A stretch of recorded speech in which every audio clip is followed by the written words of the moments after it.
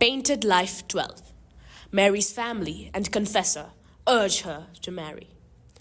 When Mary was 20, all her friends, both secular and religious, tried to dissuade her from entering religion. So she devoted herself almost day and night to prayer and penance, imploring God to accomplish His holy will in her. At last, Christ's words, "Seek ye first the kingdom of God," came to her mind, and she felt sure of God's assistance. She received such enlightenment that it gave her courage, not only then, but also subsequently, to face seemingly unsurmountable difficulties. Trials are bound to come to us when we set out on the way to God. They are needed to purify our longings, to strengthen our goodwill. Mary was now 20, and it was her family's wish that she should at last get married. Her plans to enter a monastery became known and aroused strong opposition. This last marriage proposal must have been particularly important, since even her confessor sided with the family in trying to persuade Mary to marry Edmund Neville. By now, however, she had made up her mind. She knew she must be wholly God's.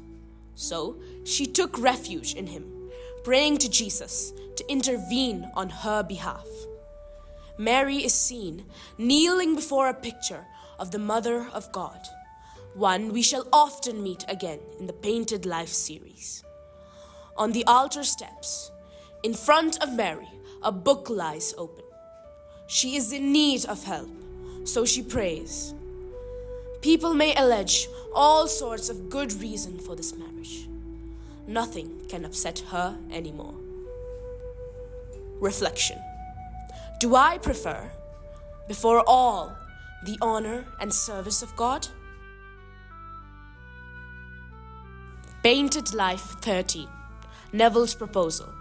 In 1606, in order to test her fidelity, Mary was urged not only by her parents, but also by her confessor, to marry a young man named Neville, the sole heir of a very ancient and noble Westmoreland family. But she heroically obeyed the call of God and did not yield to human persuasion. On the left-hand side of the painting, the parents, Mary, her confessor, and her suitor. This time, Mary's refusal was not dictated by a mere lack of inclination. She now had a definite reason for turning down the proposal, so her answer was clear and decisive. On the right-hand side, Mary is seen listening to her confessor. Her hands are crossed over her breasts, as if to indicate what she is saying. I must remain true to my first promise. I must be wholly God's. As for Edmund Neville, we are told somewhere that he had resolved never to marry if Mary would not have him.